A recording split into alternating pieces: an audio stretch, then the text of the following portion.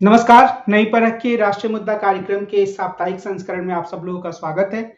हर हफ्ते की तरह ही हमारे साथ अभय जी और आनंद जी हैं। हम इनसे देश की राजनीति में पिछले हफ्ते घटे घटनाओं पर बातचीत करेंगे। आप दोनों लोग का स्वागत है। नमस्कार। नमस्कार। मैं कार्यक्रम को आगे बढ़ाऊं इससे पहले मैं सभी दर्शकों से यह कहूंगा कि अगर अभी तक उन्होंने नई परख चैनल को सब्सक्राइब नहीं किया है, वे हमारे नए दर्शक हैं, तो वे जरूर हमारे चैनल को सब्सक्राइब करें और हमसे नियमित रूप से जुड़ें। आनंद सर, आज की बातचीत की पर मैं सोच रहा हूँ कि थोड़ी बहुत चर्चा हम अमेरिका की करें। थोड़ा सा वो देश की राजनीति से अलग है, पर हमारे देश की राजनीति पर उसका काफी गहरा प्रभाव पड़ता है। कहा गया कि पहले हमने यहाँ पर भी इसकी चर्चा की कि जयशंकर साहब अमेरिका के दौरे पर गए, काफी लंबे समय तक रहे कि हमारे प्रधानमंत्री को ही बुलावा आ जाए उनके शपथ ग्रहण समारोह में। उनको तो बुलावा नहीं आया, लेकिन अंबानी परिवार को आ गया। मुकेश अंबानी और उनकी पत्नी वहां रहेंगी, अडानी साहब नहीं रहेंगे। इसको हम कैसे पढ़ें? क्या ट्रंप की जो प्राथमिकता है भारत के संदर्भ में, वो अडानी और नरेंद्र मोदी से ज्यादा अंबानी की तरफ झुक गया है? मैं इसके दो तीन अलग अलग चीजों के अलग अलग प्रश्न हैं। मैं अलग अलग करके बता दूं। सिलसिलेवार शुरू कर रहा हूं। एस जयशंकर साहब का अब जैसे पता लग रहा है कि वो केवल वहां पे पास लेने नहीं गए थे। निमंत्रण भी उन दो तीन मुख्य कामों में एक काम था कि किसी तरह से निमंत्रण हासिल किया जाए। ये हरदम इसका इसका पता कभी नहीं लगेगा। वो प्रधानमंत्री का निमंत्रण तो नहीं ला पाए, अपना निमंत्रण ले आए। तो ये कैसा हुआ, ये तो एक मालूम नहीं। ये उन्होंने अपना मैनेज किया। लेकिन जो उनका एक और प्रमुख कारण था वहां जाने का, वो कारण था कि नए एनएसए नियुक्त हुए हैं। उनके नेशनल सिक्योरिटी एडवाइजर नए नियुक्त हुए हैं। और अमेरिका और इंडिया के बीच में इस समय थोड़े रिलेशनशिप खराब है। हमारे एनएसए अमेरिका नहीं जा सकते हैं, अगर वहां जाएंगे तो गिरफ्तार कर लिए जाएंगे। दूसरा यह है कि वो जो वहां पे एक मिस्टर पन्नू है, पन्नू जी, तो पन्नू जी को एक्चुअली मैंने एक जगह कहीं कहा था, तो मेरे एक दर्शक ने बड़ा उसमें लिखा है कि भाई आप ट्रंप जी मत बुला करिए, आप मिस्टर ट्रंप बुला करिए। तो ट्रंप जी अच्छा नहीं लगता है। और पन्नू जी ठीक है, लेकिन ट्रंप जी ना बोलिए। खैर, मैं कोशिश करूंगा कि मैं इसका ध्यान रखूं। तो ट्रंप जी जो माफ कीजिएगा, पन्नू जी का जो मामला था, उसके लिए अमेरिका ने बिल्कुल साफ शब्दों में कहा कि आप पहले अपना इन्वेस्टिगेशन पूरा करिए। 14 महीने से इन्वेस्टिगेशन कर रहे हैं। आपके अधिकारी अमेरिका भी आके अपना सब टीए कर चुके हैं कि यहाँ घूम घाम के जा चुके हैं। आपको उसको कुछ एक्सेप्ट करिए, क्योंकि इन्होंने पुख्ता सबूत दिए थे अमेरिका ने, जहां पे ये स्पष्ट हुआ था कि इन्होंने वहां पे जो पन्नू वाला जो षड्यंत्र है उसमें भारत सरकार के अधिकारी का इन्वॉल्वमेंट था। भारत सरकार को थक हार के उसके बाद एक और चीज जान लीजिए, उनके एनएसए फिर इंडिया आए, जो जो अब नए वाले एनएसए हैं ट्रम्प जी के उसमें। ये सब सारी बातें मैं इसलिए बता रहा हूं कि एक प्रमुख कारण एस जयशंकर साहब का ये जो एक रिश्तों का के बीच की एक ये दूरी थी, इसको ठीक करना था। और फिर भारत ने स्वीकार किया ऑफिशियली कि हमारे यहां से पन्नू की हत्या का षड्यंत्र रचा गया, लेकिन जिस अधिकारी ने रचा वो अधिकारी अब सर्विस में नहीं है, नंबर एक। नंबर दो, वो अधिकारी का क्रिमिनल रिकॉर्ड पहले से था। तो उन्होंने स्वीकारोक्ति ये कर ली है कि अभय जी मुझे बुलाते हैं, लेकिन मैं बहुत ही घटिया लेवल का पत्रकार हूं, तो मुझे बुलाया क्यों? अगर मैं इतने घटिया लेवल का हूं, अगर आपके रॉ का एक अधिकारी का क्रिमिनल रिकॉर्ड है, तो आपकी रॉ किस काम की जिसमें ऐसा अधिकारी घुस गया? मतलब रॉ में कोई काम कर रहा है और आपको पता लगा कि उसका क्रिमिनल बैकग्राउंड था, नंबर एक। और उसके बाद उस विकास यादव जी को बचाने के लिए यह भी कर दिया कि हम उनका जो मुकदमा है बहुत बहुत जल्दी से चलाएंगे और उसको कंक्लूड करेंगे। हिंदुस्तान में आमतौर पे हत्या के मुकदमे जो इस तरह के होते हैं, हत्या का नहीं है, माफ कीजिएगा, उनका अटेम्प्ट टू मर्डर है 307, एक व्यक्ति का अपहरण और उसका, वो मेरे ख्याल में अगर वो पैसे वाला ना भी हो तो 15 से 20 साल एवरेज मियाद लगेगी उसकी सजा तक पहुंचते पहुंचते। हो सकता है अगर पहुंच वाला हो तो 25, 30, 40 साल भी लग जाएंगे। तो फिलहाल के लिए वो अमेरिका नहीं जा रहे हैं, क्योंकि अगर अमेरिका विकास यादव पहुंच जाएंगे तो बहुत से नए खुलासे और हो जाएंगे कि इसके पीछे किन किन अधिकारियों के हाथ थे। तो एक बात तो हो गई एस जयशंकर जी की।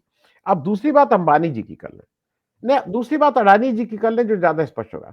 अडानी जी कैसे जाएंगे? अडानी जी के नाम से वारंट है भाई वहां। अडानी जी जाएंगे तो वो भी गिरफ्तार हो जाएंगे। हमारे देश के जो ये जितने कर्ता धर्ता नीति निर्धारित लोग, अमित शाह जी कनाडा नहीं जा सकते, वहां पे उनका मतलब इस देश में जो शीर्ष पदों पे लोग बैठे हुए हैं वो बाहर नहीं जा सकते हैं। अब अंबानी जी की बात आ जाइए। देखिए, ये हमारे और आपके पास कोई रिटन एविडेंस तो है नहीं, या रिटन तो है नहीं, हम लोग अपने कयास लगा रहे हैं। क्यों? उसके कयास पे दो तीन चीजें कही गई हैं। उसपे एक ये कहा गया है कि ट्रंप बिल्कुल क्लियर है कि जिनको जिनको वो सीट खरीदे उसका वो पैसा दे रहे हैं, पैसा ले रहे हैं, और जिन्होंने ट्रंप के चुनाव में पैसे से मदद की थी उनको वो बुला रहे हैं।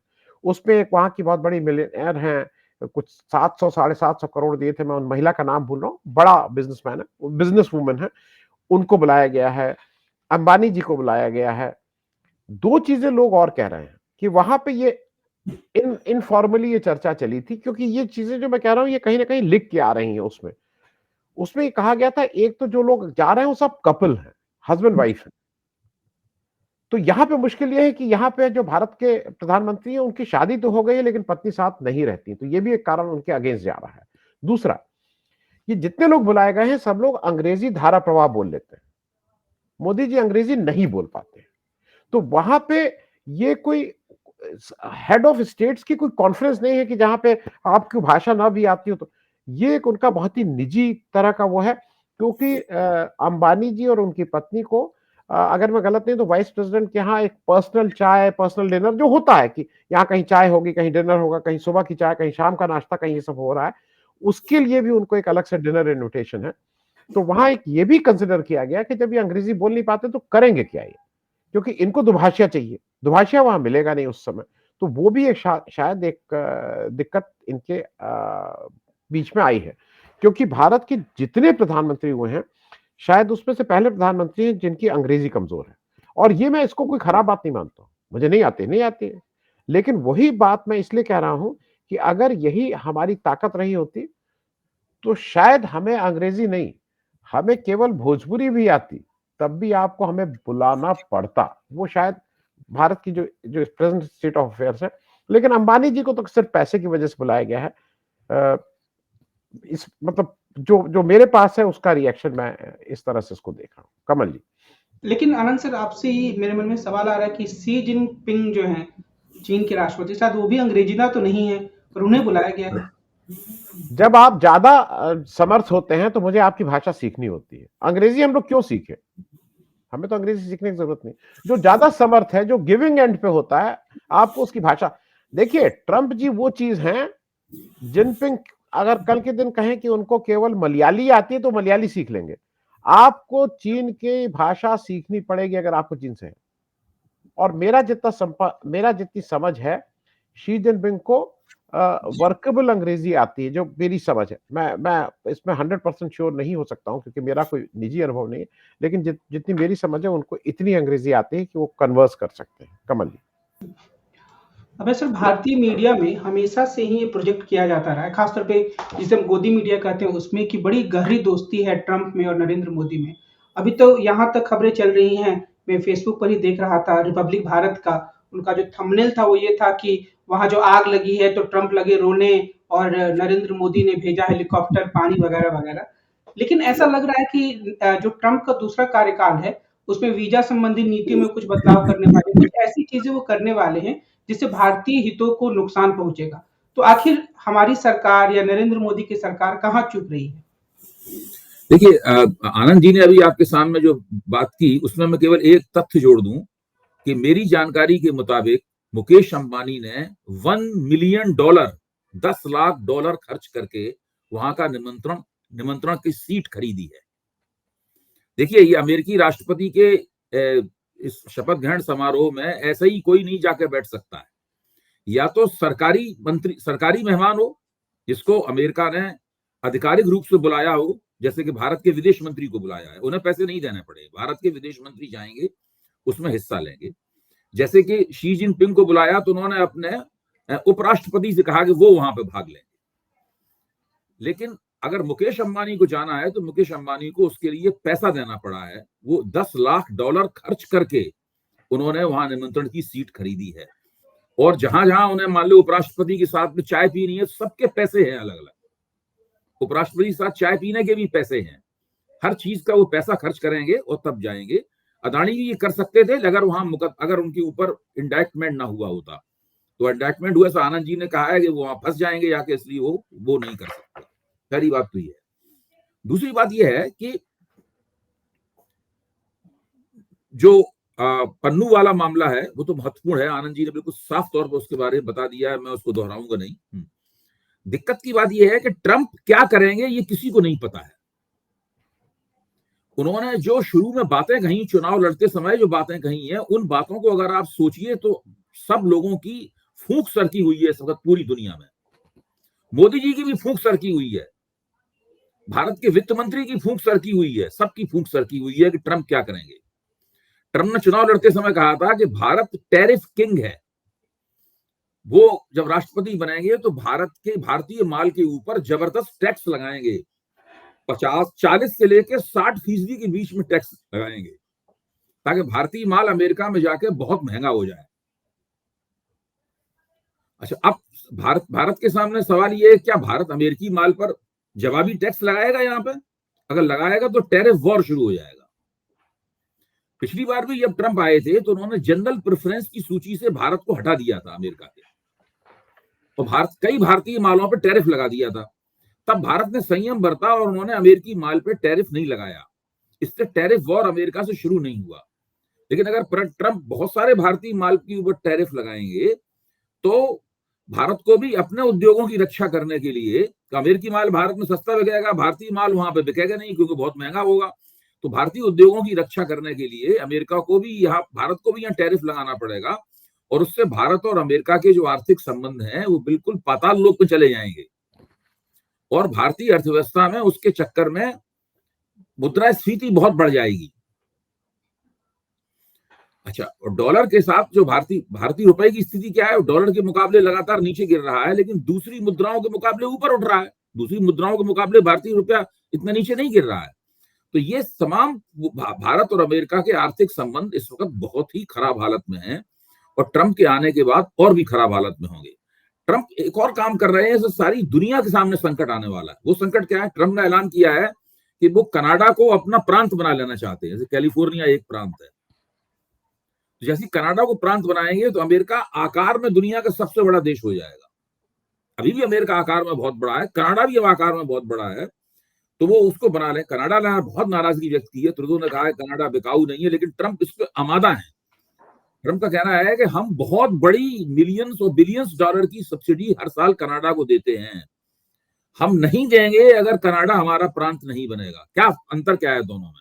कनाडा को अमेरिका का प्रांत बनना चाहिए।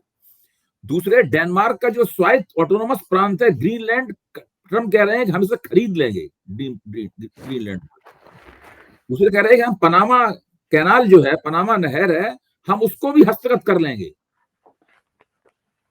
तो उनका नारा है मागा, मेक अमेरिका ग्रेट अगेन।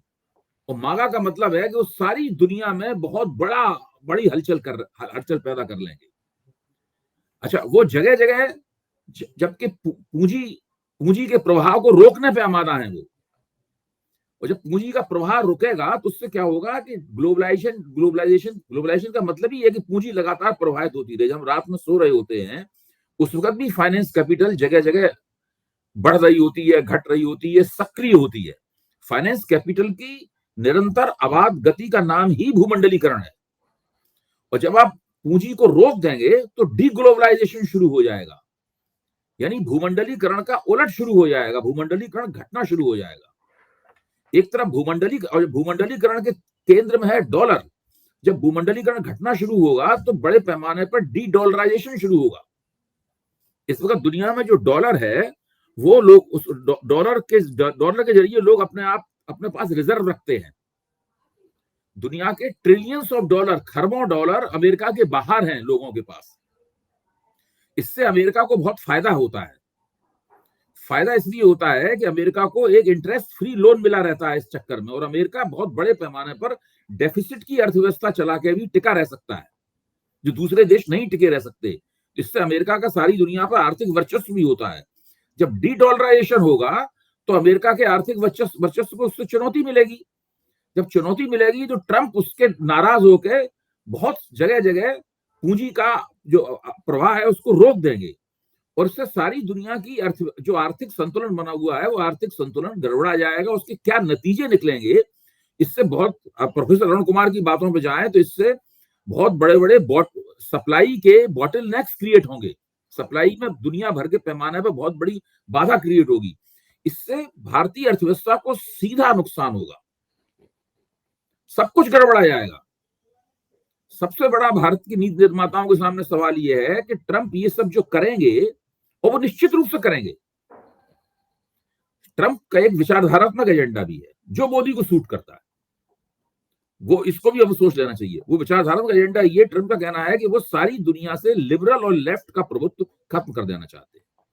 वो मानते हैं कि उनकी अपनी ब्यूरोक्रेसी, इसके अंदर 22 लाख लोग काम करते हैं अमेरिका की ब्यूरोक्रेसी में, वो 22 लाख लोग स्थायी हैं, उनको नौकरी से नहीं हटाया सकता।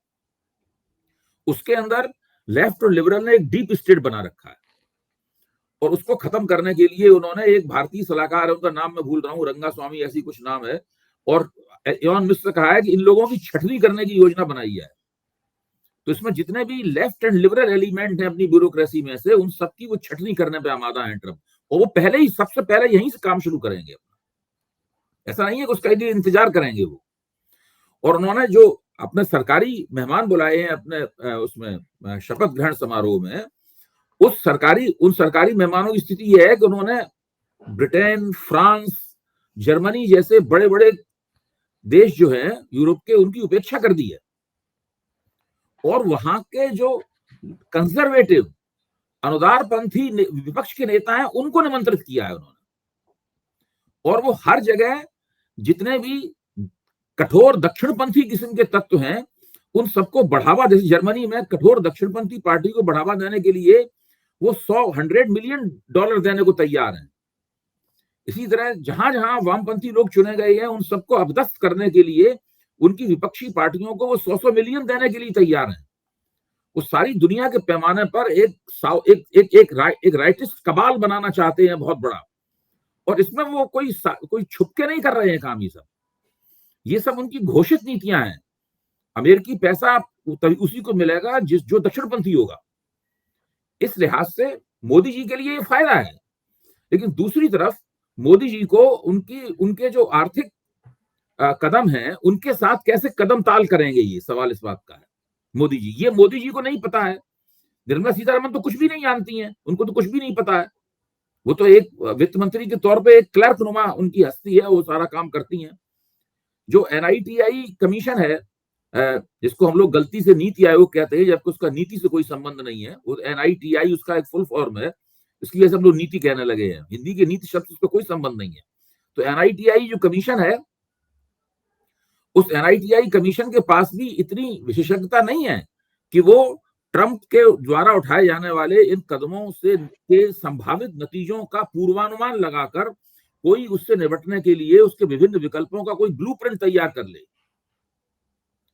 तो ट्रंप जो करने वाले हैं वो अभूतपूर्व है, और ट्रंप रियायतें दे सकते हैं लोगों को, लेकिन बदले में उन्हें कुछ चाहिए। अब भारत से उन्हें क्या चाहिए ये भारत को नहीं पता है। जिस दिन वो भारत के सामने मांग रखेंगे कि हमें ये चाहिए, उस दिन इनकी समझ में आएगा कि भाई बंदा ये नहीं, अगर इस बंदे को नहीं दोगे तो ये अमेरिका हमारे सारे जो एक्सपोर्ट्स हैं उनको रोक देगा, ये उसमें इतना टैक्स लगा देगा कि वो खत्म हो जाएगा, उसका पूरा खेल ही खत्म हो जाएगा। तो डोनाल्ड ट्रंप एक ऐसी राजनीतिक और आर्थिक अनिश्चितता, अनसर्टेनिटी पैदा करने जा रहे हैं दुनिया में, जिससे 90 के दशक में जो भूमंडलीकरण की प्रक्रिया शुरू हुई थी वो पता नहीं किस रास्ते में चली जाएगी। जी, मेरा एक सवाल ये भी है, शायद आप दोनों में से जो भी जवाब देना चाहे, पर आनंद सर आपसे ही मैं इसको रखूंगा कि जो यूक्रेन वार चल रहा है, यूक्रेन रशिया वार, खासतौर रूस के संदर्भ में, उसमें क्या डोनाल्ड ट्रंप की नीति में कोई बदलाव दिखना की संभावना है, हो सकता है कोई बदलाव जो अमेरिका की अभी नीति है?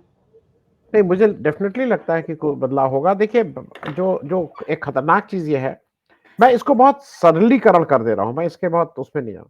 मोटे तौर पे रशिया के अगेंस्ट नाटो के क्या सहयोग का दिलासा देके या उनको यूक्रेन को कह के कि तुम चढ़ जाओ सूली पे, तुम चलो लड़ो और हम लोग तुम्हारे पीछे खड़े हैं, ये युद्ध के की पूर्व भूमिका ये थी। हो क्या रहा है कि रशिया और यूक्रेन के बीच में रशिया पूरी तरह से हथियारों के मामले में आत्मनिर्भर है, उसकी मैन्युफैक्चरिंग अपनी ओर है। तो वहां पे अगर लड़ाई लंबी खिंच रही है तो उसका एक इनडायरेक्टली फायदा ये भी हो रहा है कि रशिया की इकोनॉमी पे भी उसका नेगेटिव असर नहीं पड़ रहा है। लोग ज्यादा प्रोड्यूस कर रहे हैं क्योंकि हथियार। यूक्रेन में क्या हो रहा है कि वो पूरी तरह से डिपेंडेंट है नाटो और उससे के बाकी देशों से। ऐसा माना भी जा रहा है कि ट्रंप जी जो हैं वो बिल्कुल, जैसा अभय जी ने कहा, कि वो बिल्कुल क्लियर हैं मागा। अमेरिका का इसमें क्या है, अपना अपन का क्या। तो वो इसकी पूरी संभावना है कि हमारे ट्रंप साहब इसमें से अपने हाथ खींच लें, और अगर हाथ खींच लिए तो यूक्रेन के सामने रशिया के बेटर टर्म्स के हिसाब के अलावा और कोई संधि करने का रास्ता रह नहीं जाएगा। वो एक थोड़ा वीक पोजीशन में रहेंगे संधि करने के। क्या स्वरूप होगा क्या नहीं होगा वो शायद हम क्वालिफाइड नहीं हूं, मैं तो क्वालिफाइड नहीं हूं उसको कहने का, लेकिन वो एक पोजीशन ऑफ वीकनेस से वो वॉर रुकेगी। इसके मैं इस बात को इसलिए कह रहा हूं, मैं एक बात और जोड़ दूं दर्शकों के लिए। ऐसा नहीं था कि सेल लगी हुई है भाई कि 1 मिलियन 8 करोड़ दीजिए और टिकट ले जाइए। उसमें क्वालिफाइड थे, क्योंकि अगर पैसे की बात होती तो भारत 8 करोड़ क्या 800 करोड़ दे के वो सीट ले ली जाती। भाई अगर मोदी जी का उसमें होता तो मुझे इसमें कहीं कुछ नहीं है। मोदी जी के आज जनरली एक जगह जब वो प्रचार करने जाते हैं तो 8 करोड़ रुपया तो लग ही जाता होगा मोटे तौर पे। एक अगर वो विधानसभा के चुनाव के प्रचार में एक दिन का खर्चा। तो मुझे ऐसा है कि ये जैसे कई कई बड़े जो क्लब होते हैं उसमें उसमें मेंबरशिप और बाई इनविटेशन होती है। क्लब की तो फीस होगी कई करोड़ रुपए कई लाख रुपए, लेकिन ये नहीं कि मैं और अभय जी जाके उस क्लब के मेंबर बन जाएंगे। वो आपको भगा देंगे बाहरी से, दरबान कहेगा कि तुम इस लायक ही नहीं हो। आपको उस लायक होना पड़ता है। तो Ambani ji qualifies that and then he pays. और ये माना जा रहा है कि वो 1 मिलियन के अलावा उन्होंने और पैसा पहले भी दिया हो, इसमें कहीं कोई दो राय नहीं है। अंबानी जी पहले भी पैसा दे सकते हैं, लेकिन ये बड़े लोगों का एक दूसरे से मिलना जुलना है। एक ये भी देखा जा रहा है कि शायद एलन मस्क भी इसके पीछे हैं, क्योंकि उनकी स्टारलिंक को आने नहीं दे रहे हैं। उसमें जो मुख्य बाधा है वो ऐसा कहा जाता है कि मुकेश अंबानी जी की तरफ है। तो वहां पे कोई पर्दे के पीछे नेगोशिएशन हो जाए कि स्टारलिंक का लाइसेंस रुका हुआ है तो उसको क्या करेंगे क्या नहीं करेंगे, कुछ इस तरह की बातें भी, गिव एंड टेक का भी मामला है। सारी पूरी तरह से बिजनेस वाला है। और जहां तक यूक्रेन और उसकी लड़ाई है वो तो कुछ अजीब सी चीज है। इजराइल और हमास का भी आप देख ही रहे हैं कि क्या हो रहा है। वो संधि की बात होती है, लेकिन कब संधि होगी, और लोग मार के भी संधि हो रही है। उधर हमास के जो लीडर हैं उनका आया है कि हमें तो अच्छा है। मैं नाम अभी बता देता हूं उनका। हमास के उस लीडर का कहना था ये था कि जितने लोग इजराइल मार रहा है हमारा मूवमेंट उतना मजबूत और बढ़ता जा रहा है, उसका वो उतना एक्सपैंड हो रहा है। तो अगर इस तरह से कोई किसी युद्ध को देख रहा है तो भाई ये तो बड़ी मुश्किल बात है, बड़ी मुश्किल बात है। और इस पे कोई दो राय नहीं, जो अभय जी ने कहा। लार्जर इशू जो ये है कि जो राइटिस्ट पॉलिटिक्स करने वाले दुनिया के लोग हैं, जो एक दक्षिणपंथी राजनीति करते हैं, उनका बोलबाला और वर्चस्व बढ़ रहा है, क्योंकि वो शायद आसान रास्ता है। कमल जी, इसमें मैं एक आनंद जी की बात में जोड़ दूं कि ट्रंप जब शपथ लेंगे उससे पहले मध्य पूर्व के अंदर युद्ध विराम शुरू हो जाएगा। मेरे ख्याल से शायद हो भी गया होगा युद्ध विराम शुरू हो जाएगा। हाँ, तो ट्रंप ने पहले ही कहा था, और आप देखिए इसमें भी ट्रंप की धमकी काम कर रही है। ट्रंप ने कहा था कि अगर 20 तारीख को जब मैं शपथ लूंगा उससे पहले युद्ध नहीं रुका तो all hell will break loose, ये उन्होंने कहा था। तो अब उससे लोग डर गए कि पता नहीं बंदा क्या कर देगा भाई, इसका कोई क्या मतलब, क्या खुद वो वहां पे मिसाइल और रॉकेट दागने लगेगा या खुद युद्ध में कूद पड़ेगा या क्या करेगा। तो उन्होंने सोचा कि पहले युद्ध विराम कर लो फिर देखें इसकी नीति के। ट्रंप क्या करने वाले हैं पता नहीं है लोगों को ठीक से, और वो नॉन पॉलिटिकल आदमी है, कोई राजनीति कोई पेशेवर राजनीतिक तो है नहीं। अभी कुछ दिन पहले ही से पॉलिटिक्स में आए हैं वो, यानी जब बिल्कुल बहुत बूढ़े हो चुके थे तब तो राजनीति में आना उन्होंने तय किया है। वो तो बिजनेसमैन है, उनकी भाषा भी उसी किस्म की भाषा है, वो बहुत सुपरिभाषित किस्म की राजनीतिक भाषा नहीं बोलते हैं। तो और यूक्रेन के बारे में वो उन्होंने कहा यूक्रेन ये भी युद्ध रुकवाएंगे। तो युद्ध कैसे रुकवाएंगे? रुकवाने के लिए वो ज़ेलेंस्की को क्या कहेंगे और पुतिन को क्या कहेंगे, कुछ ना कुछ तो जरूर कहेंगे। युद्ध तो उन्हें रुकवाना ही रुकवाना है, तो उनको उन्होंने कसम खा रखी है और वो सक्षम भी है इस काम में, मैं ये मानता हूं। मतलब उनकी क्षमता के ऊपर किसी कोई संदेह नहीं होना चाहिए, ट्रंप की क्षमता के ऊपर, वो कुछ भी कर सकते हैं। तो मुझे लगता है कि ट्रंप जो है वो नए युग का एक नया देवता बनना चाहते हैं, वो एक बड़े विशाल काय भव्य देवता बनना चाहेंगे, ताकि सब लोग उनकी शरण में, ट्रंपम शरणम गच्छामि, सब लोग ट्रंप की शरण में जाएंगे और सारी दुनिया में दक्षिणपंथी ताकतों के वो सबसे न्यू गॉड होंगे, मतलब न्यू राइटिस्ट गॉड बन जाएंगे वो। ऐसी उनकी योजना है और वो अमेरिका को भी उसी राइटिस्ट दक्षिणपंथी पिरामिड के शिखर पर बैठा देना चाहते हैं। और उसके लिए अमेरिकी राजनीति से ही, अमेरिकी लिबरलिज्म जैसे सबसे ज्यादा रेडिकल। एक बार मैंने आशीष नंदी से पूछा कि आपको कौन सा लिबरलिज्म पसंद है, उन्होंने कहा मुझे अमेरिकी लिबरलिज्म पसंद है। और वो ट्रंप उसी अमेरिकी लिबरलिज्म को खत्म कर देना चाहते हैं, नष्ट कर देना चाहते हैं। जो अमेरिकी वामपंथ है उसको पूरी तरीके से खत्म कर देना चाहते हैं और इस मामले में बहुत ही निर्मम तरीके से वो पेश आने वाले हैं, नौकरी से निकाल देंगे लोगों को। जी, लेकिन मेरा सवाल मेरे मन में ये भी है कि क्या हम ट्रंप की शक्तियों को या ट्रंप की क्षमताओं को ज्यादा बढ़ा चढ़ा कर नहीं देख रहे हैं? क्या उनके भीतर इतनी क्षमता या अमेरिका में मौजूदा समय में इतनी क्षमता है कि पूरे विश्व में उथल पुथल ला दे? आनंद सर, आपसे ये सवाल। नहीं, बिल्कुल बढ़ा चढ़ा के नहीं कह रहे हैं। देखिए, क्षमता नहीं, अमेरिका की क्षमता सबसे ज्यादा है और उसके डिसीजन मेकिंग में जो व्यक्ति बैठा हुआ है वो वहां की डेमोक्रेटिकली इलेक्टेड गवर्नमेंट का हेड है। तो उस अमेरिका, ट्रंप की बात नहीं हो रही, अमेरिकन प्रेसिडेंट के पास इतनी क्षमता है और उस प्रेसिडेंट के पद पे ट्रंप जी बैठ रहे हैं। यह तो इसको मेरे ख्याल में ट्रंप को हम लोग ओवर एस्टिमेट नहीं कर रहे हैं, हम लोग अमेरिकन प्रेसिडेंट की जो ताकत है उसकी बात कर रहे हैं। क्योंकि उनके पास दो ही रास्ते हैं। उनको देखिए, ये वो बिल्कुल क्लियर हैं कि वो अपने घर के आसपास कोई युद्ध नहीं करवाएंगे। वो युद्ध उनके लिए सूट करेगा एशिया में जाके तुम सब लोग लड़ो, मैं आके यहाँ सब करूंगा कि तुम गलत, तुम सही, तुम अच्छे, तुम बुरे। तो चीन से अगर युद्ध करना होगा तो उनके लिए जो भारत उपमहाद्वीप है यहाँ पे कुछ ना कुछ करेंगे। वो चीन को कभी अपने घर में नहीं घुसने देंगे। तो इसलिए ये बिल्कुल क्लियर होना चाहिए सबको कि उनकी बुद्धि और उनका जो बेसिक ट्रेनिंग है वो बिजनेसमैन की है। और बिजनेसमैन के पास अगर ये ताकत आ जाए, जो हम लोग भारत में उसको कहीं ना कहीं उस ढंग को देख रहा है कि एक बिजनेसमैन और राजनीतिक शक्ति का अगर मिलन हो जाए तो वो आम आदमी के लिए कितना मुश्किल हो जाता है, वो एक उसका एक जायजा हमारे यहाँ है। और वो वहां पे वो खुद है, वो व्यक्ति, वो दूसरा किसी के साथ नहीं मिल रहे हैं। Trump himself is a businessman, is a capitalist, और साथ में उनके पास वो पॉलिटिकल ताकत भी है। और इसीलिए मैं कहता हूं बार बार कि अगला चुनाव इस पे मत, ये ट्रंप जी का दूसरा टर्म है तो अमेरिकन कॉन्स्टिट्यूशन के हिसाब से वो इसके बाद चुनाव नहीं लड़ सकते। आज ये दूर की कौड़ी लग रही है, लेकिन एलन मस्क भी अगले, हालांकि उनके पास दिक्कत क्या है कि उनका नेचुरलाइजेशन की दिक्कत है, तो वो शायद सिटीजन के रूप में वहां का नहीं इलेक्शन लड़ सकते हैं। लेकिन अगर एलन मस्क इसमें एक इंपॉर्टेंट भूमिका निभाते हैं तो आने वाले 10-20 साल में एलन मस्क या उस तरह के लोग अमेरिका की राजनीति के की जो कहते हैं who is calling the shots, वो ओपनली कॉलिंग द शॉट्स होंगे। हमारे यहाँ तो कहा जाता है ना कि अंबानी जी पैसा देते हैं तो टाटा जी पैसा देते हैं तो बिरला, वहां पे वो पैसा नहीं देते हैं, हम चलाते हैं। वो इस तरह की चीजें। लेकिन आनंद जी की बात में एक और बात जोड़ दूं, आपने जो सवाल पूछा ना, कल मैं एक लेख पढ़ रहा था, उसमें बड़ी दिलचस्प जानकारी थी। वो जानकारी ये थी कि वाशिंगटन डीसी के एक दफ्तर के कोने में एक पुरानी अलमारी रखी हुई है। अलमारी काफी पुरानी है। उस अलमारी में वो दस्तावेज है जिसमें राष्ट्रपति की शक्तियां दर्ज हैं। जब कभी किसी को भ्रम होता है तो अलमारी खोली जाती है और उसमें से दस्तावेज पढ़ के वो तस्दीक की जाती है कि ये शक्ति है कि नहीं राष्ट्रपति के पास।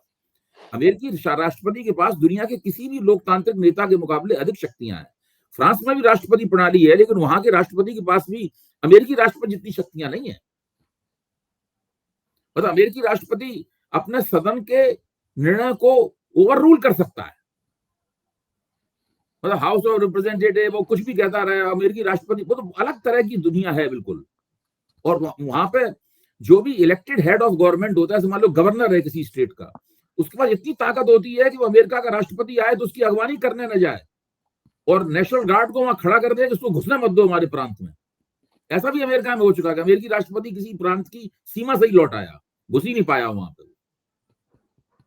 तो वो कानून बना देता है, अलग प्रांत वाला अलग कानून बना देता है। और वैसे अमेरिका के कई प्रांतों में गर्भपात जो है वो गैर कानूनी है, क्योंकि वो ईसाई धर्म की भावना के हिदायतों के विपरीत है गर्भपात, और कई जगह गर्भपात कानूनी है। तो इस तरह से अमेरिका में कानून चलता है, बिल्कुल अलग तरह की दुनिया है। मतलब अमेरिका की इतिहास, उसका जो इस तरह कानून है, लोगों का दिमाग वगैरह सब बिल्कुल अलग अलग तरह का है। एक इलाके के लोग खुल के दूसरे इलाके के लोगों को नापसंद करते हैं। भारत में तो कोई अगर इस तरह की बात कह दे तो यहाँ पर लगने लगे कि पता नहीं क्या हो जाएगा, झंझट हो जाएगा। तो वो जो अलमारी है, उस अलमारी का दस्तावेज है, उसमें लोग कहते हैं कि किसी राष्ट्रपति ने उन पूरी ताकतों को कभी इस्तेमाल ही नहीं किया, क्योंकि बिल्कुल वो बिल्कुल सम्राट जैसी ताकतें दे देते हैं उनको, राष्ट्रपति को अपने। तो वो अगर ट्रंप दस्तावेज निकलवाएंगे, पढ़ेंगे, अच्छा हमारे पास इतनी ताकतें हैं, तो आप सोचिए फिर क्या होगा। आनंद सर, ये पिछले हफ्ते एक और खबर आई कि हिंडनबर्ग ने कहा कि हम अपनी दुकान समेट रहे हैं, यानी कि रिसर्च का काम जो हम करते थे, जिससे भारत की राजनीति में भी तूफान आता था, अडानी के सामने भी कई समस्याएं आती थी, तो वो अपनी दुकान को उठा रहे हैं। भारत में लोगों ने कहा कि अब तो जो अडानी की आलोचना करते थे उनके लिए मुख्य स्रोत ही खत्म हो गया, तो अब तो और अडानी के शेयर भी काफी उछले। इस घटनाक्रम को कैसे देखें? क्या अडानी के लिए बहुत बड़ी खबर है? दो अलग अलग चीजें। भारत की राजनीति में उछाल नहीं आता था, अडानी जी इतने इन्वॉल्व थे कि अडानी जी को भी कुछ होगा तो भारत की राजनीति में, क्योंकि वो एक राष्ट्र नेता के साथ उनको माना जाता है कि वो एक ही सिक्के के दो पहलू, इसलिए आता था। तो पहली चीज ये। दूसरा ये कि दो चीजें, दो तरह से हम हिंडनबर्ग को उसके दो अलग अलग पहलू हैं। पहला, हिंडनबर्ग, इसमें कोई दो राय नहीं है कि उन्होंने कहा कि हम वाइंड अप कर रहे हैं, बहुत साल हो गए थे, और उन्होंने सारी वो बातें कही। उन्होंने कहा I was not a train journalist, मैं कोई बहुत ही विलक्षण बुद्धि का भी नहीं था, लेकिन नॉर्मल उसका था, और मेरा पैशन था और मैंने इसको किया। उसके बाद उन्होंने ये भी कहा कि 11 लोग जो मेरे साथ आए थे, they were not their best in there वो हमारे साथ आने, और उन्होंने ये भी कहा कि मुझे कोई ऐसी जरूरत भी नहीं थी उन लोगों की, मेरा तो चल ही रहा था। लेकिन वो 11 लोगों में एक चीज जो था, वो जिसको पैशन और हम लोग हिंदी में समझने के लिए जज्बा, वो जज्बा उन लोगों में था कि बिल्कुल भूत की तरह लग जाते थे। अब इसका एक पक्ष ये भी है कि जब उन्होंने इसको डिसबैंड कर दिया और उन्होंने कहा सबको एडुकेटली सबको पैसा दिया, और उन्होंने ये भी बताया कि जब मैं शुरुआत कर रहा था तो शायद पैसा इतने ज्यादा, क्योंकि अमेरिका में जो लाइबल सूट्स होते हैं, जो मानहानि के मुकदमे होते हैं, वो बहुत महंगे होते हैं। अगर कोई हार गया तो उसकी, जिसको कहते हैं, वो नंगा हो जाता है। तो मेरे हिसाब से उन्होंने सबको पैसा दिया है।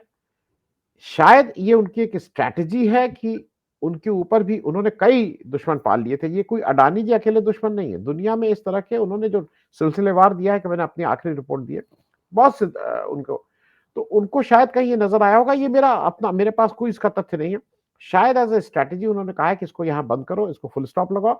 हमारे यहाँ जो अनिल अंबानी जी ने किया कि अपने को एक बार दिवालिया घोषित कर दो, सरकार के सारे पैसे खत्म, अब नया मक्खन मलाई खाना शुरू करो। अब फिर उनको 4-6 हजार करोड़ का कर्जा देने जा रही है स्टेट बैंक ऑफ इंडिया, जहां पे अपने को दिवालिया घोषित करवा के अपनी कंपनी को अपने भाई साहब को बेच चुके हैं, वो फिर ये सरकार दे रही है। तो ये उस तरह का भी कुछ एक मामला हो सकता है, क्योंकि हमारी चीजों हम वहीं से सीखते हैं, तो वो सब तो हमसे ज्यादा विकसित है। दूसरा, एक चीज और ध्यान रखिएगा कि 11 लोग उनके साथ थे, 11 लोग एक ऑर्गेनाइजेशन में ज्यादा विध्वंसकारी थे कि 11 अलग अलग अगर लोग निकल आएंगे तो वो मालूम नहीं कौन जाके कहां करेगा। वो भी एक खतरा। मतलब अडानी जी को अभी चैन की नींद बहुत नहीं आनी चाहिए। हिंडनबर्ग सो गए हैं वो ठीक है, लेकिन ये 11 जो वो है मिसगाइडेड मिसाइल, ये कहां जाके क्या करने लगेंगे, कौन सा धमाका करने लगेंगे, क्या करने लगेंगे, ये नहीं है। दूसरी बात ये है, हिंडनबर्ग बंद भी हो जाए तो जो आरोप लगाए गए हैं, वो आरोप तो अपनी जगह है ना, उस आरोप से तो आप नहीं हट सकते हैं ना। गोडसे ने गांधी जी की हत्या की थी, गोडसे जी को फांसी हो गई, तो गोडसे को फांसी के बाद क्या आरएसएस उससे बरी हो पाई? आज तक बरी नहीं हो पाई है। आज तक घूम फिर के वो सावरकर आरएसएस वो नहीं बरी हो सकती है। तो हिंडनबर्ग को वाइंड अप हो जाने से अडानी जी के ऊपर जो चार्जेस लगे हैं वो खत्म हो गए, मैं इसको नहीं मानता हूं। वो चार्जेस तो अपनी जगह बरकरार हैं कि आपने ये हेरा फेरी की थी, तो उसका और हिंडनबर्ग के वाइंड अप से कोई कनेक्शन नहीं है कमल जी, मेरे हिसाब से। अभी सर देश की राजनीति में तो इस हफ्ते बहुत सारी घटनाएं हुई जिनके बारे में पहले भी मैंने आपसे चर्चा की है पिछले दिनों में। एक चीज जो ज्यादा चर्चा में आ रही है वो ये है कि कुंभ मेला जो है उसका काफी राजनीतिक रूप से इस्तेमाल किया जा रहा है। शायद पहले इतना ज्यादा नहीं हुआ। योगी जी ने कहा कि वो अपनी मंत्रिमंडल की बैठक प्रयागराज में शायद वो आज कर रहे हैं या कल करेंगे।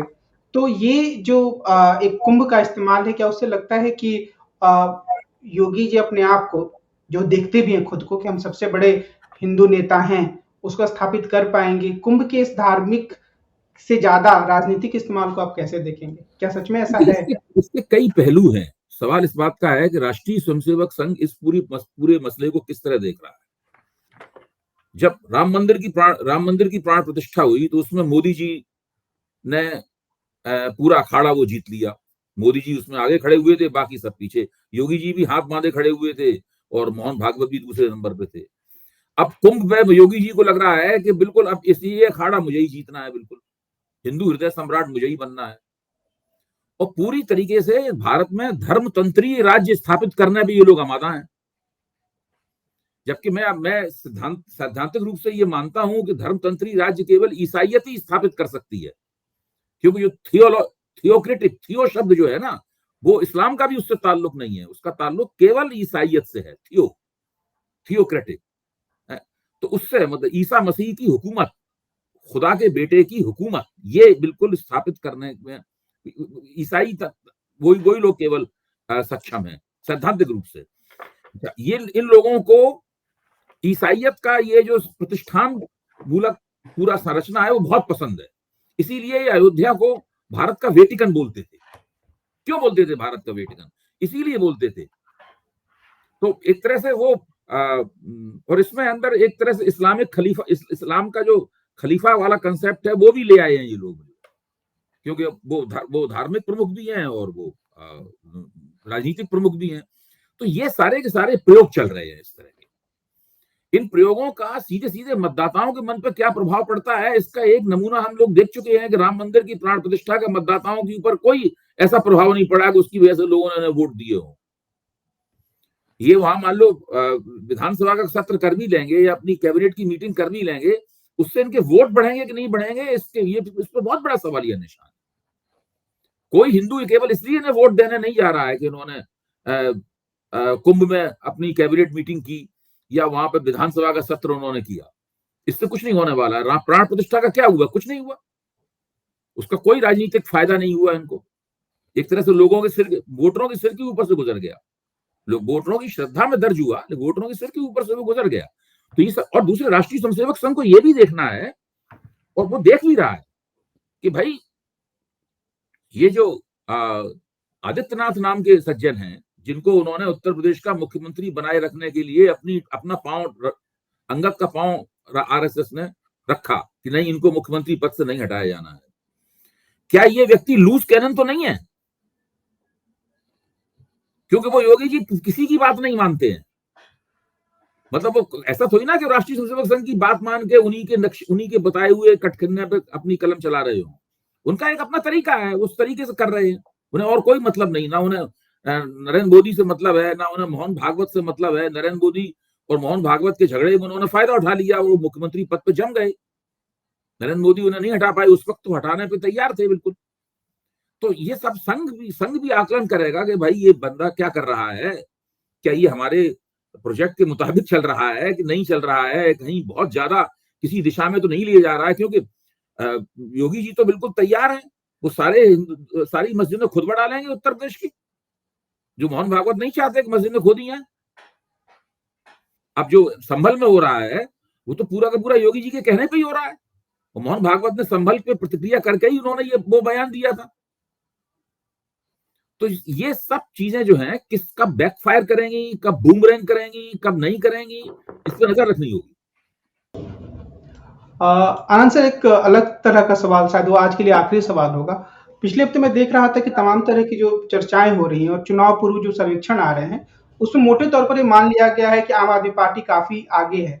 तो क्या हम ये माने कि आम आदमी पार्टी के लिए एक डन डील है दिल्ली, और उसे हम मान सकते हैं कि अब अगली सरकार उसी की बनने वाली है, या कुछ और बदलाव हो जी, सकता है? जी।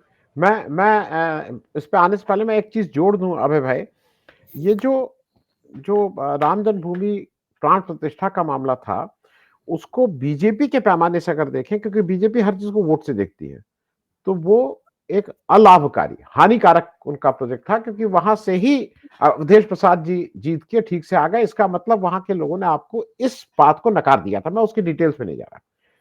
कुंभ में एक समस्या और हो रही है, जो अभी धीरे धीरे धीरे धीरे आप देख रहे होंगे सोशल मीडिया पे आ रही है, कुंभ का मिसमैनेजमेंट।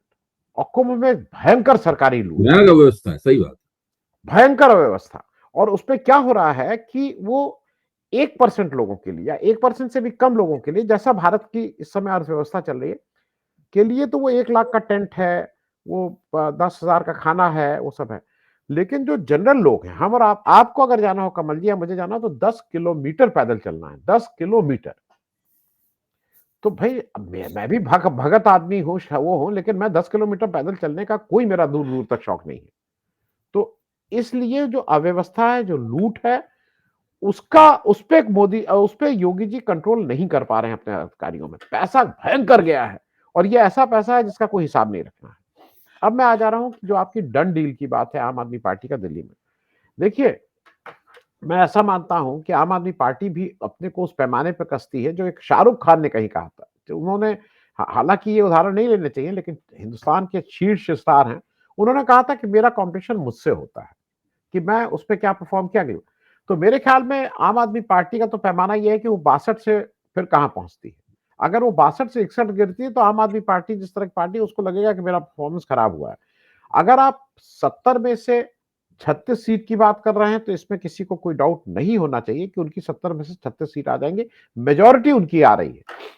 लेकिन अब डन डील का पैमाना मेरे हिसाब से अरविंद केजरीवाल जी के लिए बहुत से अलग अलग होंगे, कि ये हारे हैं, ये ठीक से हारे हैं, इनको, इनकी जमानत जब्त हो, उसमें किसको कितने परसेंट वोट आए, वो अपना वोट कितने हद तक समेट के रख पाते हैं, बीजेपी में कितना डैमेज होता है, कांग्रेस कितना आगे बढ़ पाती है, वो शायद डन डील की टोटलिटी में अरविंद केजरीवाल जी के लिए होगा।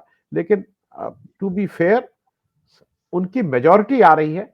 अभी सीट कितनी होंगी कितनी नहीं होंगी, इस पे अभी बहस हो सकती है, लेकिन मेजोरिटी आने में मुझे कहीं कुछ नहीं लग रहा है कि कोई हुआ है।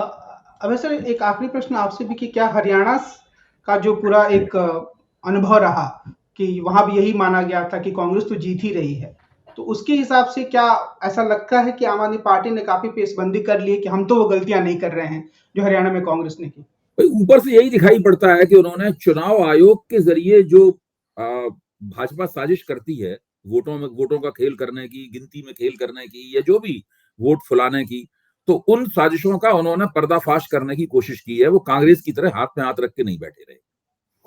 मतलब हरियाणा में जो कांग्रेस हारी, तो वो हाथ में हाथ रख के बैठे रही पार्टी, और महाराष्ट्र में भी तकरीबन उसने वैसा ही किया। तो आम आदमी पार्टी उस तरह की पार्टी नहीं है।